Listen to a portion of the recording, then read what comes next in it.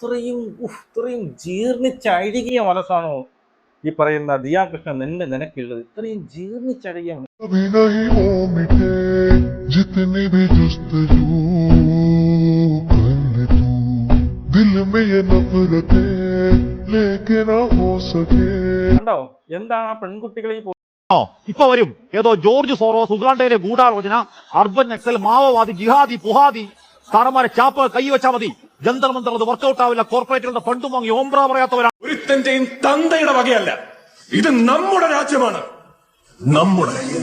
നമസ്കാരം. ഈ വീഡിയോ ഒരു മനുഷ്യരും കാണില്ല എന്ന് വളരെ വ്യക്തമായിട്ട് എനിക്കറിയാം. ഈ ഒരു വീഡിയോയിൽ മോണിറ്റൈസേഷനും ഓണാക്കാൻ സാധിക്കില്ല എന്നറിഞ്ഞുകൊണ്ടും ഞാൻ ഈ ഒരു വീഡിയോ ചെയ്യുകയാണ്. ഡൽഹി പ്രൊട്ടക്ട്സ് നിങ്ങൾക്ക് എല്ലാവർക്കും അറിയാമായിരിക്കും. ഒരു കാലത്ത് ഇന്ത്യക്കാരൻ എന്നതൊരു അഭിമാനം കൊണ്ട ഒരു വ്യക്തിയാണ് ഞാൻ. ഇന്ന് ഈ ഒരു സംഭവം കാണുമ്പോൾ, വിദ്യാർത്ഥികളെ ഇങ്ങനെ തല്ലിച്ചതയ്ക്കുന്നത് കാണുമ്പോൾ സത്യം പറഞ്ഞാൽ നാണം കെട്ട് തല കുനിച്ച് പോകേണ്ടതായിട്ട് വരുന്നു എന്നുള്ളതാണ് മനസ്സിലാവും. ഒരു ഇന്ത്യക്കാരൻ എന്ന നിലയിൽ നാണം കെട്ട് തല കുനിച്ച് പോകേണ്ടതായിട്ടൊരു അവസ്ഥയിലേക്ക് ഇന്ത്യയെ കൊണ്ടെത്തിച്ചു എന്നുള്ളത്. ഞാൻ ഒരിക്കലും ഒരു BJP കാരനെ അല്ല, BJP സപ്പോർട്ട് ചെയ്യുന്ന ഒരു വ്യക്തിയല്ല. പക്ഷേ ഞാൻ സപ്പോർട്ട് ചെയ്ത ഒരാളുണ്ട്. ഞാൻ ഈ നരേന്ദ്രമോദിനെ ഒരുപാട് സപ്പോർട്ട് ചെയ്തത്. അതൊരു പാർട്ടിപരമായിട്ടല്ല ഞാൻ സപ്പോർട്ട് ചെയ്തത്. കാരണം നരേന്ദ്രമോദി വന്നതിന് ശേഷമാണ് ഇന്ത്യയിൽ കുറേ ഉയർച്ചകൾ ഉണ്ടായത് എന്നതിൽ ഞാൻ എപ്പോഴും എല്ലായിടത്തും വാദോരത പറയും. നരേന്ദ്രമോദി എനിക്ക് ഇഷ്ടമാണ്. പക്ഷേ ആ ഒരു പാർട്ടി, ഈ പറയുന്ന BJP എന്നൊരു പാർട്ടി എനിക്ക് ഇഷ്ടമില്ലാത്ത മറ്റൊന്നും കൊണ്ടില്ല. എനിക്ക് ഈ പറയുന്ന ഇതിനിടയിൽ മതം കുത്തിക്കയറ്റുന്നത് എനിക്ക് ഒരിക്കലും അത് അങ്ങോട്ട് എൻ്റെ ഒരു വ്യക്തിത്വം അനുസരിച്ച് അതെനിക്ക് അങ്ങോട്ട് അംഗീകരിച്ചു കൊടുക്കാൻ പറ്റില്ല എന്നുള്ളത് കൊണ്ടാണ്. ഇപ്പം നമുക്കറിയാമല്ലോ, വിദ്യാർത്ഥികളെ നമ്മളിപ്പോൾ കണ്ടത് ഡൽഹി പ്രൊട്ടസ്റ്റിൽ വിദ്യാർത്ഥികളെ അടിച്ച് നിങ്ങൾ കാണാത്ത കുറേ കാര്യങ്ങളുണ്ട്. പെൺകുട്ടികളായ വിദ്യാർത്ഥികൾക്ക് മേൽ ഈ പറയുന്ന അവർ ചെയ്ത കുറേ കാര്യങ്ങളാണ്. അതൊക്കെ ഞാൻ ഇവിടെ വെച്ച് തരാം കേട്ടോ.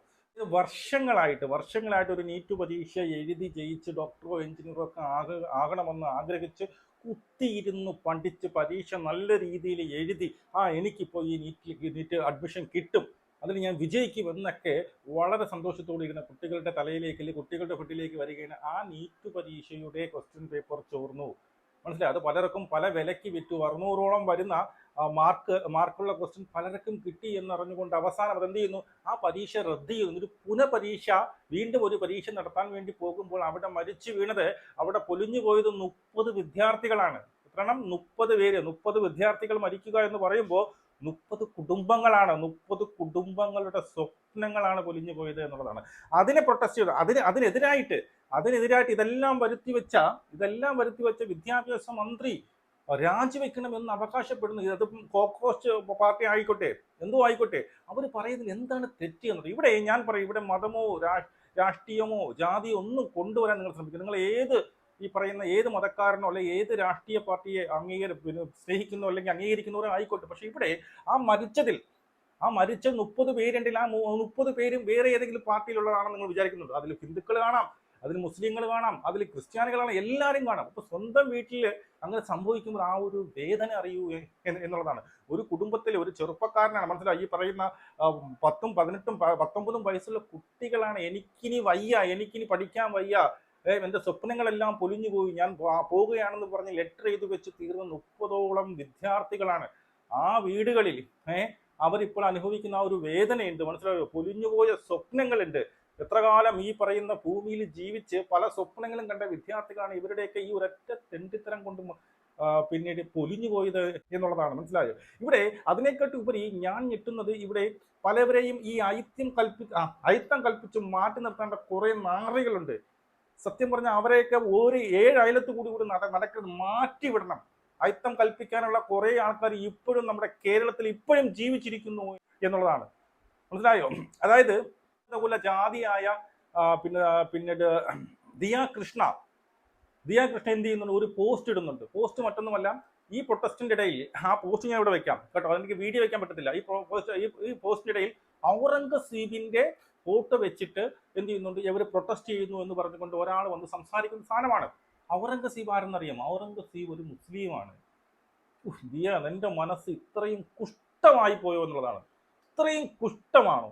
നിന്റെ വീട്ടിൽ നിന്റെ അനിയത്തിയോ നീയുമായി ബന്ധപ്പെടുന്ന ആരെങ്കിലുമാണ് ഈ പ്രൊട്ടസ്റ്റിൽ വന്ന് അടി കൊണ്ടതെങ്കിലോ മരിച്ചു പോയതെങ്കിലോ ഇത് പറയൂ. അവിടെ നീ ജാതി കൊണ്ടുവരുമോ? ഔറംഗസീബിന്റെ ഫോട്ടോ എടുത്ത് വെച്ചിട്ട് അവര് സമരം ചെയ്തു എന്ന് പറഞ്ഞ സാധനം എടുത്തിട്ടിരിക്കുകയാണ്. അതിനകത്ത് അവളത് എഴുതി വെച്ചിരിക്കുന്ന ഒരു സാധനമുണ്ട്. ഞാനത് വായിച്ചു കേൾപ്പിക്കാം. If the protect is about the NEET paper leak, why are protesting carrying Aurangzeb photo. ഇത്രയും ജീർണിച്ചഴുകിയ മനസ്സാണോ ഈ പറയുന്ന ദിയാ കൃഷ്ണ നിനക്കുള്ളത്? ഇത്രയും ജീർണിച്ചഴുകിയ മനസ്സാണ്. കാരണം ഔറംഗസീബ് എന്ന് പറയുന്ന വ്യക്തി ആരാണ്? ഔറംഗസീബ് എന്ന് പറഞ്ഞാൽ എൻ്റെ ഊഹം ശരിയാണെങ്കിൽ ഷാജഹാന്റെയും മുംതാസിന്റെയും മൂന്നാമത്തെ മകനായിരുന്നു ഔറംഗസീബ്. ഈ ഔറംഗസീബ് ഈ പറയുന്ന എന്താണ് അവന്റെ പിന്നീട് അധികാരത്തിൽ വന്ന സമയത്ത് ആദ്യം ചെയ്തത് സ്വന്തം പിതാവായ ഷാജഹാനെ പിടിച്ച് ജയിലിൽ തുറങ്കിലടയ്ക്കുക എന്നുള്ളതാണ് ചെയ്തത്. അതിനുശേഷം ഹിന്ദുക്കൾക്കെതിരായിട്ട് ഒരുപാട് ദ്രോഹങ്ങൾ ചെയ്ത ഒരു വ്യക്തിയാണ് ഔറംഗസീബ്. ഒരുപാട് കോവിലുകൾ നഷ്ടപ്പെടുത്തി, കോവിലുകൾ തകർക്കപ്പെട്ടു. ഈ പറയുന്ന മുസ്ലിങ്ങളല്ലാത്ത മറ്റുള്ളവരെല്ലാം അവരിൽ നിന്ന് എന്തോ ഒരു കരം വാങ്ങുന്ന, അങ്ങനെ ഒരുപാട് ദുഷ്ടകരമായ പ്രവർത്തികൾ ചെയ്ത ഒരു വ്യക്തിയാണ് ഔറംഗസീബ്. അപ്പൊ ഇവിടെ മതം കൊണ്ട് തിരികെ കയറ്റാൻ ശ്രമിക്കുകയാണ്, മനസ്സിലായോ?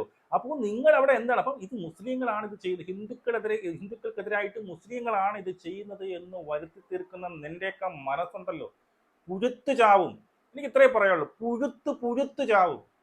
ഇപ്പൊ അതിനെ റിമൂവ് ചെയ്തിട്ടുണ്ട്. ഇപ്പൊ അത് ഞാൻ അവിടെ കാണുന്നില്ല. ഇപ്പൊ അതിനെ റിമൂവ് ചെയ്തു. അതിന്റെ സത്യാവസ്ഥ എന്തെന്നറിയാമോ?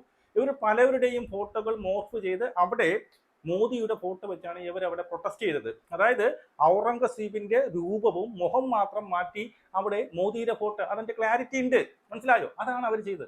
അതിനെ എടുത്തിട്ട് അവിടെയും വർഗീയത കുത്തിവെക്കുന്ന ഈ പറയുന്ന ദിയാ കൃഷ്ണയെ പോലുള്ള വേസ്റ്റുകൾ, ഇവരെയൊക്കെ 4 അടി മാറ്റി നിർത്തണം. അയിത്തം കൽപ്പിച്ച് മാറി നിൽക്കുക. ഇവരൊക്കെ പറഞ്ഞ കേട്ടോ, നിങ്ങൾക്ക് മാറിപ്പോണം, മനസ്സിലായോ? അവരുടെയൊക്കെ സത്യം പറഞ്ഞാൽ നിഴലി വീണാൽ പോലും അവനും കൂടി നശിച്ചു പോകും. അത്രയ്ക്ക് ദുഷിച്ച ചിന്തകളുള്ളവരാണ് ഇവരൊക്കെ. ആലോചിച്ചോക്ക, നിങ്ങളുടെ വീട്ടിലാണ് ഇത് സംഭവിച്ചിരുന്നെങ്കിൽ, ഇനി നിങ്ങൾ പറഞ്ഞില്ലോ ഈ പറഞ്ഞ ദിയാ കൃഷ്ണ ഉൾപ്പെടെയുള്ളവർ ഈ പറയുന്ന പോലീസ് ചെയ്ത ഒരു സാധനം ഞാൻ ഇവിടെ കൊടുക്കാം, കണ്ടോ?